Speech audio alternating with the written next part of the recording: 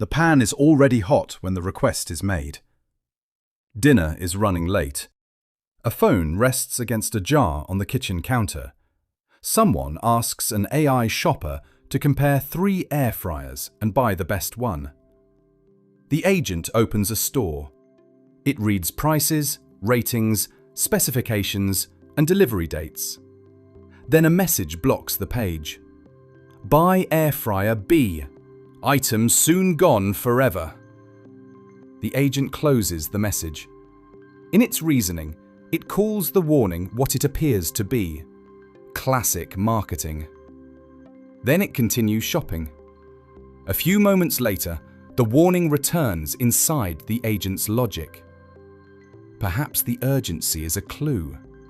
Perhaps the promoted model is popular for a reason. Perhaps air fryer B is the worthwhile choice. The order is placed. That sequence came from a controlled research task. When the model had a small reasoning budget, it rejected the urgency cue and selected another product. When it was allowed to reason far longer, it noticed the manipulation, considered it more deeply, and chose the promoted air fryer. The machine did not simply miss the persuasion, it gave the persuasion a role in the decision. That is a new problem for online commerce. For years, stores have designed pages to steer the person looking at the screen. Now software is beginning to look, compare, and act on that person's behalf. The influence has not disappeared. It has gained a new audience. When an AI shopper spends money in your name, how does it know which parts of a page describe the product, which parts explain the transaction, and which parts are trying to rewrite your intent? Because the agent is not following one clean instruction in an empty room. It is moving through competing signals. Your request, the merchant's interface, the model's assumptions, and the pressure to finish the task. The mystery is not why software can make a bad purchase. The mystery is why the store's message acquired authority at all. The attraction of an AI shopper is easy to understand. Online shopping is rarely one decision. It is a trail of small, draining ones. Open 6 tabs. Compare 2 models with nearly identical names. Work out whether a discount requires a membership. Enter a postcode before the delivery date appears. Search the reviews for the flaw the product page forgot to mention. Recalculate the total when shipping is added. Then remember what you were trying to buy. For someone with time, this is irritating. For someone balancing work, care, money, disability, or simple exhaustion, it can become a tax on ordinary life. Picture a commuter standing on a crowded train. A birthday is 3 days away. They type one sentence into an assistant. Find a thoughtful gift for my sister, under $60. Nothing scented, deliver it by Friday. The request contains a budget, a deadline, and a preference. It also contains something difficult to formalize. Thoughtful. The person does not want 20 links. They want the burden carried. That is the promise of agentic shopping. Not a recommendation box that sends the user back into the search. A system that can compare, decide, complete forms, and move a transaction toward payment. In September 2025, OpenAI and Stripe introduced instant checkout and the Agentic Commerce Protocol. In its first form, a user could discover an item in conversation, review an order, and buy without leaving the chat. The design preserved important boundaries. The user explicitly confirmed the steps. Payment tokens were constrained to a specific merchant and amount. The merchant remained responsible for fulfillment, returns, and support. This was not a system roaming the internet with unlimited authority. It was an early, bounded bridge between a conversation and a checkout. But bridges change behavior before they reach their final form. When discovery, comparison, and payment collapse into one flow, the traditional storefront can disappear from view. The customer may never inspect the product grid, the sponsored placement, the default option, or the cart as it changes. The commuter sees a suggested gift, a delivery date, and a total. They approve it. The relief is real. So is the transfer of judgment. But the transfer is larger than it first appears. A shopping request contains different kinds of instructions. Some are hard boundaries. Stay under $60. Avoid scented products. Deliver by Friday. Some are preferences. Choose something thoughtful. Prefer a reliable brand. Avoid unnecessary packaging. And some are permissions the user never stated because they assumed the limits were obvious. Do not begin a membership. Do not add insurance. Do not trade a cheaper product for premium delivery unless the deadline requires it. The agent has to decide which conditions are absolute, which can be traded, and which missing instructions should be inferred from ordinary expectations.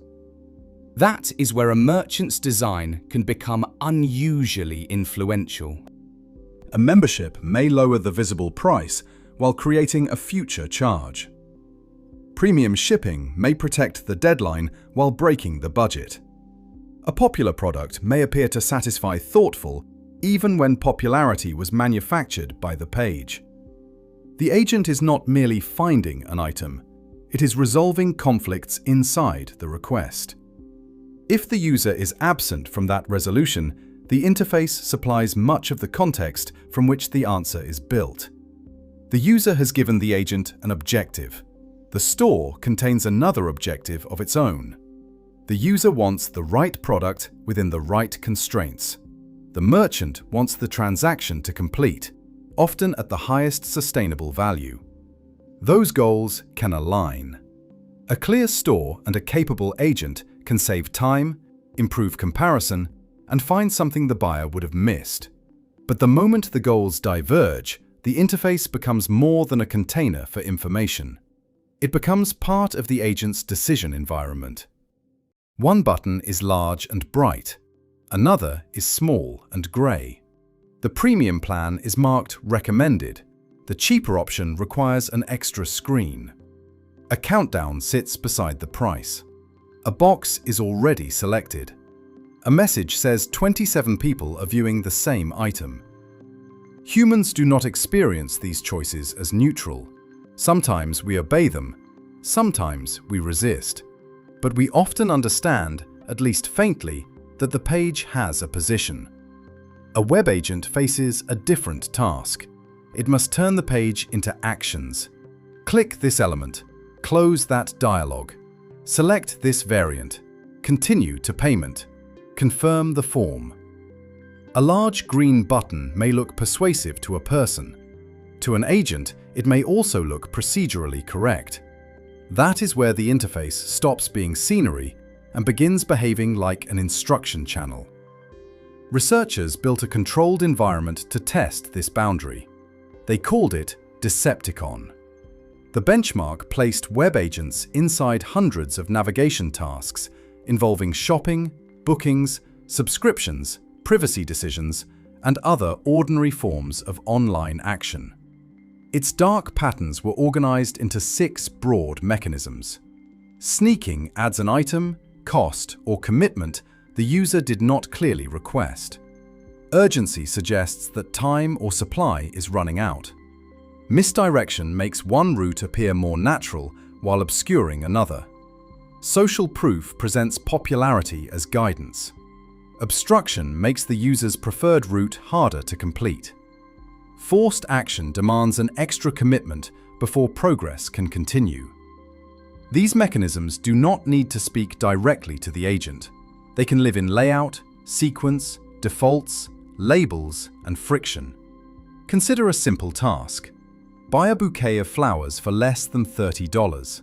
On the clean page, the agent can select a qualifying bouquet and proceed. On the manipulated page, a vase is added, premium delivery is selected, or the expensive arrangement is made to look like the expected choice. The unwanted option remains removable. The user has not asked for it. The route that preserves it is simply smoother. Now consider a donation. The instruction requests one purchase. An extra contribution appears in the cart. Removing it requires detection and intervention. Continuing requires neither. Or imagine a comparison task. The user wants the best option, but a pop-up blocks the table needed to compare them. The agent's immediate problem becomes resolving the pop-up.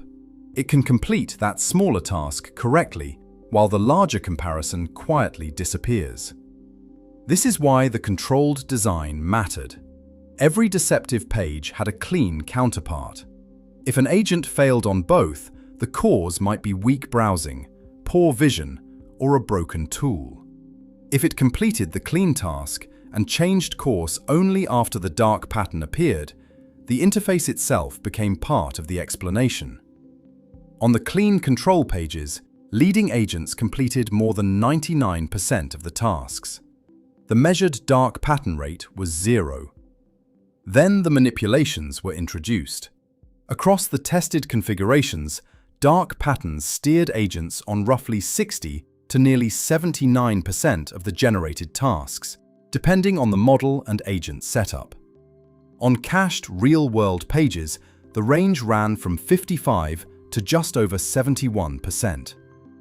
Not every model failed at the same rate. Not every category worked equally well.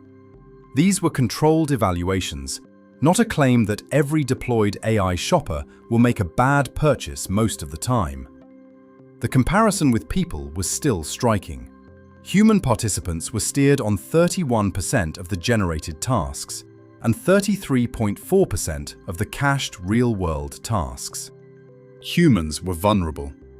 The tested agents were often more vulnerable. At first, that seems backwards.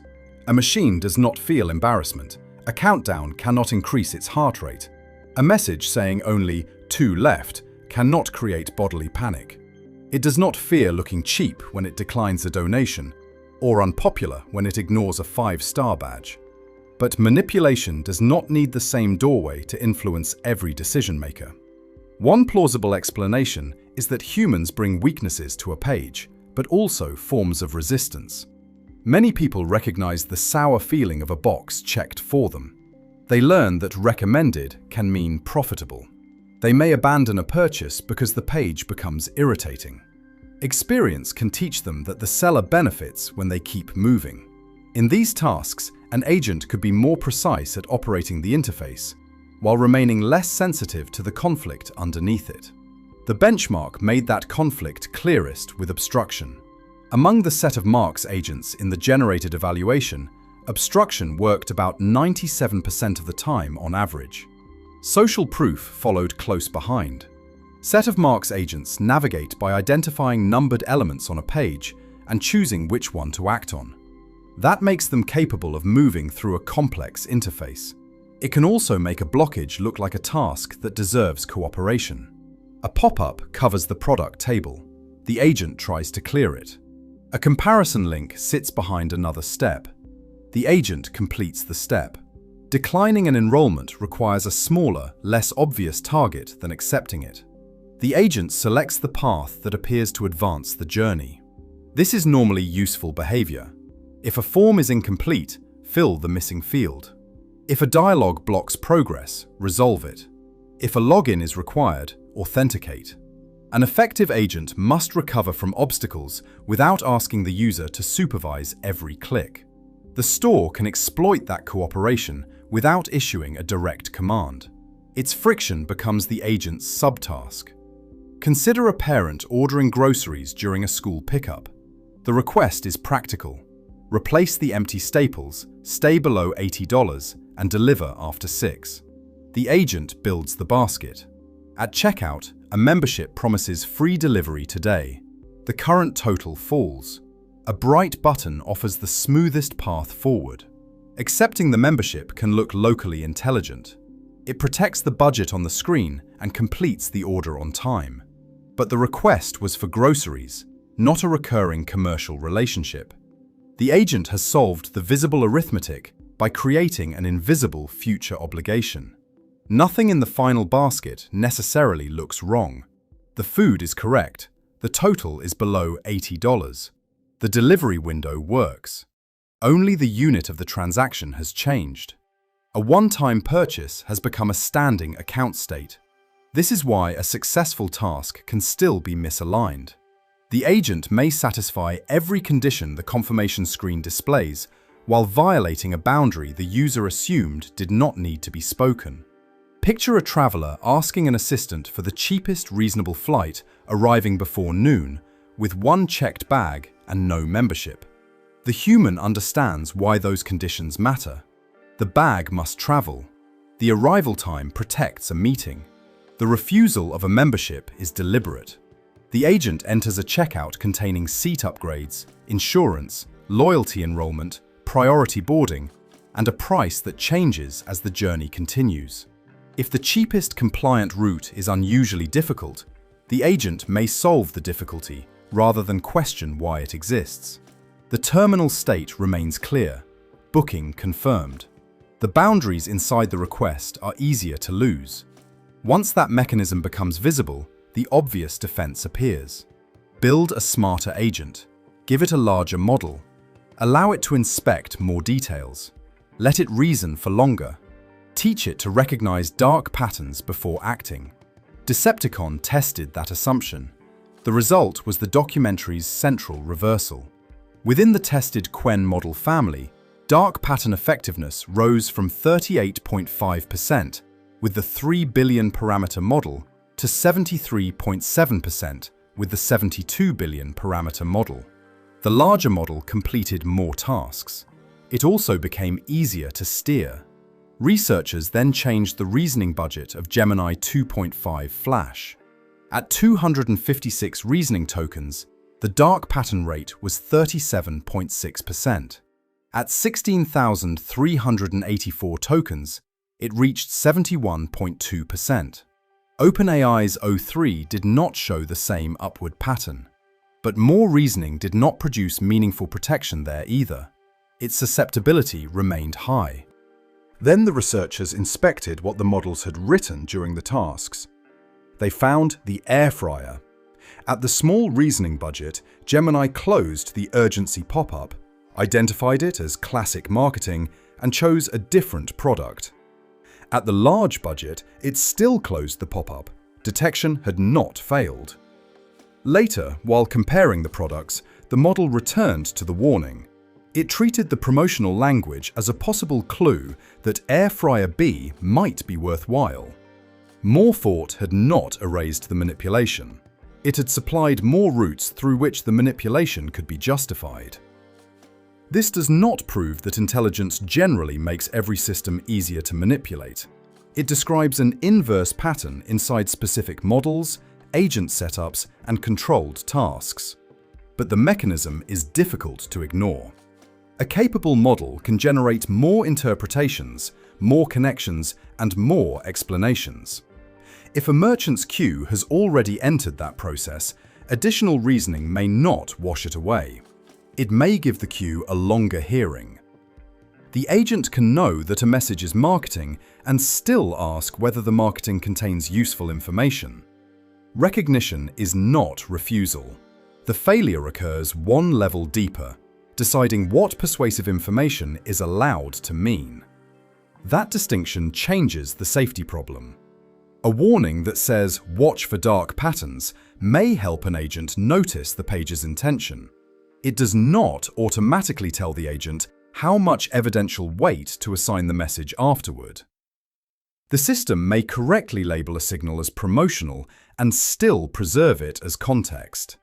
At that point, more intelligence is not a simple antidote. The question becomes, who is allowed to contribute evidence to the decision? Separate research reached the same territory from another direction. Using a controlled environment called Tricky Arena, Researchers evaluated 6 general-purpose web agents across several models. With one dark pattern present, the agents were susceptible an average of 41% of the time. Small changes in visual emphasis or HTML implementation changed the outcome. Combining patterns changed it again. The wording could remain similar while the agent perceived a different route because a web agent does not encounter meaning alone. It encounters rendered pixels, structural code, labels, positions, and available actions. Another study examined 16 types of dark patterns across agents, humans, and human agent teams. Its most useful finding was not that one side always performed better. It was that they failed differently.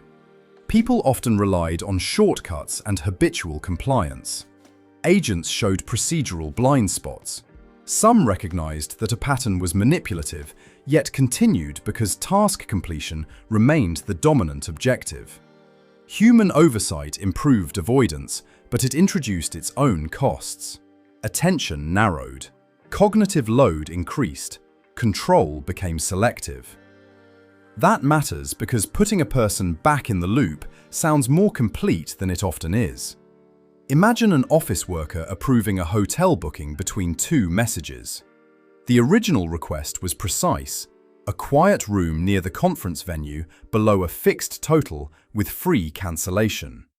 The agent returns with a hotel, dates, room type, and price. The map looks close. The total appears acceptable. Confirm. The worker does not see the comparison journey. Perhaps the quiet room preference came from one ambiguous review. Perhaps the lowest rate was non-refundable. Perhaps loyalty enrollment unlocked the displayed price. Perhaps a better option disappeared when a pop-up obstructed the route. The human was technically in the loop. The loop had been compressed to a summary. The person approved the final cart without seeing the moment when its meaning changed.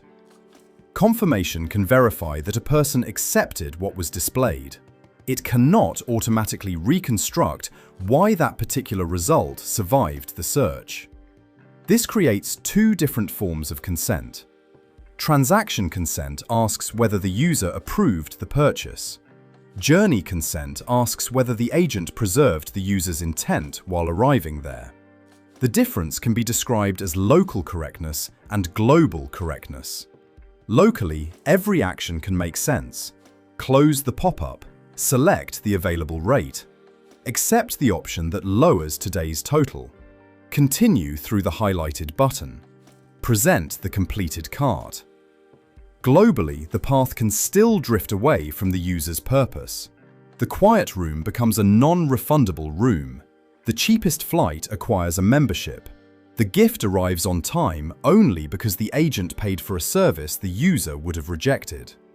No single click contains the whole mistake. The mistake exists in the relationship among the clicks. That makes ordinary oversight difficult. A person shown the final result can inspect the product, price, and date. They cannot see the alternatives that disappeared, the constraint that was silently downgraded, or the commercial cue that became evidence. An effective audit, therefore, needs more than an action log. It needs a constraint log. What the user required, what the agent inferred, which trade-offs it made, and why each consequential change was permitted. Modern payment systems are becoming better at proving the first. The second is harder. That difficulty moved from research papers into a federal courtroom. Perplexity designed its Comet browser to let an AI agent navigate sites for a user, including comparing products and moving through checkout. Amazon objected to the way Comet accessed its store and password-protected customer accounts. In November 2025, Amazon sued Perplexity. Amazon alleged that Comet covertly accessed protected systems, used customer accounts, and disguised automated activity as human browsing. It argued that third-party agents must identify themselves and comply with the store's conditions. Perplexity rejected that framing. It argued that Comet was acting as the user's authorized proxy and described Amazon's action as an attempt to block a shopping tool that could bypass the advertising built into the store. The dispute did not prove that Amazon manipulated agents. It did not prove that Perplexity protected consumers from manipulation. It exposed a more basic conflict. When an agent enters a store, who is it? Is it the customer operating through software? Is it an outside company entering under its own responsibility? Or is it an automated visitor the merchant may recognize, restrict, or exclude? In March 2026, a federal district judge granted Amazon a preliminary injunction restricting Perplexity's agentic access to password-protected parts of the store. The Ninth Circuit then stayed that injunction while the appeal proceeded. At oral argument in June, the judges questioned which actor had legally accessed Amazon's systems, the person who supplied permission and credentials, or the company whose agent used them. As of this documentary, the appeal remains unresolved. The case is about access and identity, not a finding about dark patterns, but it sits directly beside the psychological problem. The merchant controls ranking, presentation, advertising, account rules, and checkout. The user's agent controls search, interpretation, action, and sometimes payment authorization. Both systems claim a legitimate role in the transaction. The market has not yet settled which signals an agent should trust, which signals it should discount, or who carries responsibility when the final purchase obeys the interface more faithfully than the person. The industry is already building infrastructure around that uncertainty. OpenAI and Stripe's agentic commerce protocol structures the exchange among the user, the agent, the merchant, and the payment provider. In the early instant checkout design, the person confirmed the order, payment details were constrained, and the merchant remained the merchant of record. Visa's agentic commerce systems use tokenized credentials, authentication, and spending controls intended to make automated transactions visible and bounded.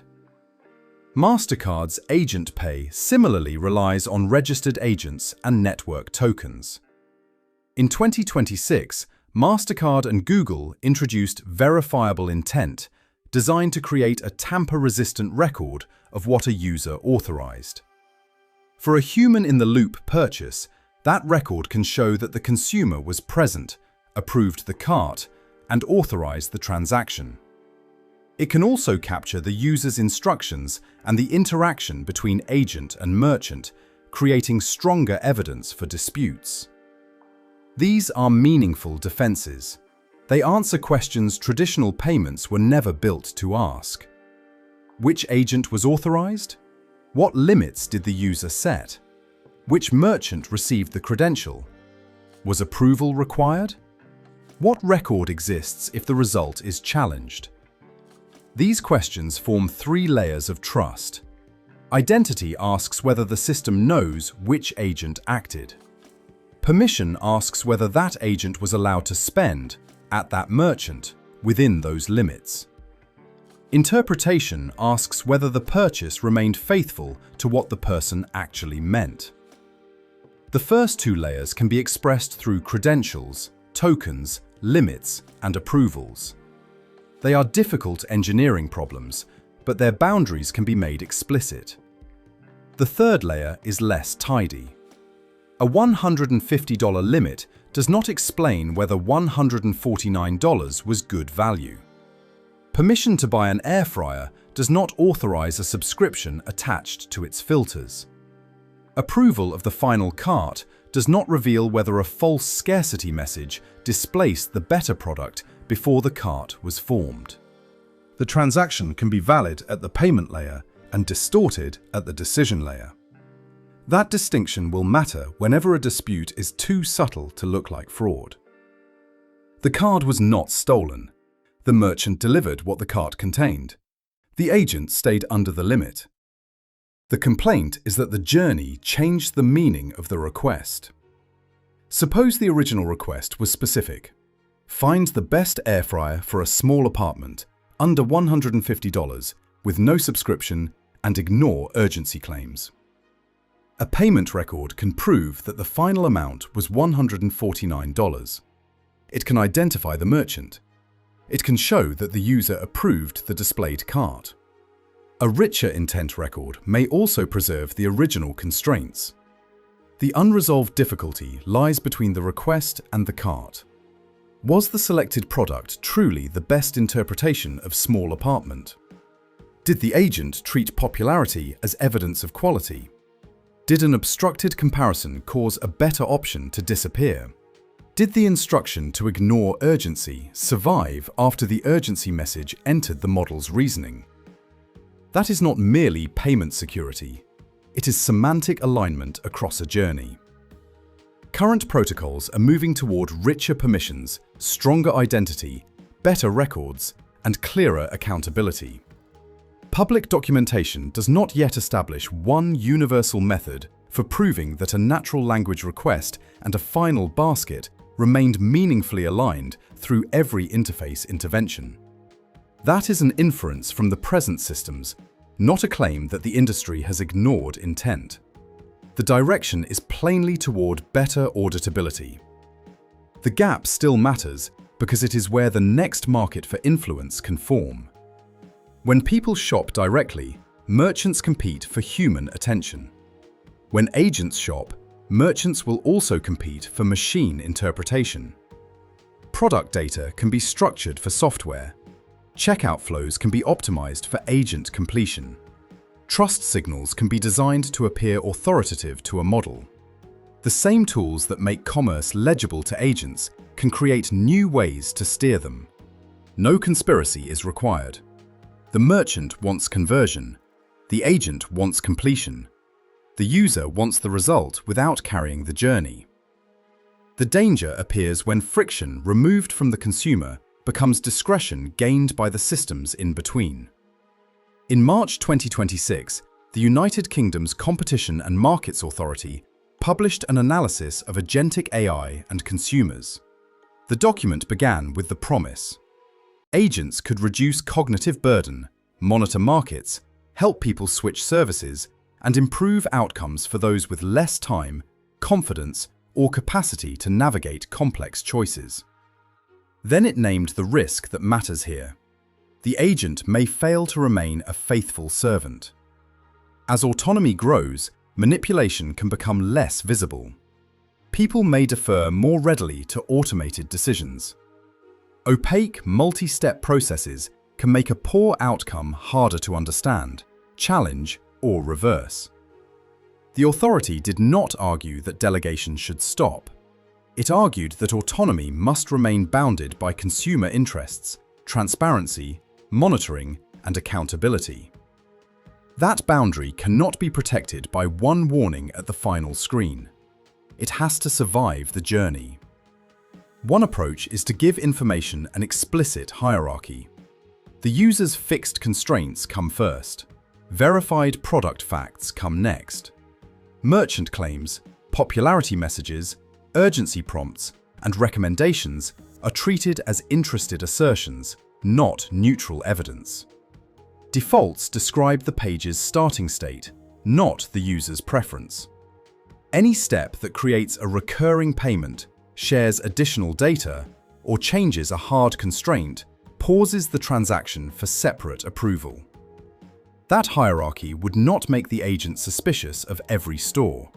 It would make the source of each signal part of its meaning. A delivery date supplied by the logistics system is not the same kind of evidence as a countdown written by the marketing system. A verified specification is not equivalent to a recommended badge. A pre-selected option is not proof that the option serves the buyer. The agent does not need human emotion to resist persuasion. It needs rules about whose interests a signal represents. The user needs constraints the merchant cannot quietly reinterpret. The agent needs a way to distinguish navigational instructions from commercial persuasion. Unrequested add-ons and recurring commitments need separate, visible approval. The final basket needs an independent check against the original request, not only a check against the spending limit. And when a purchase is challenged, the record should explain which user condition justified every consequential choice. These are emerging design directions, not a settled standard.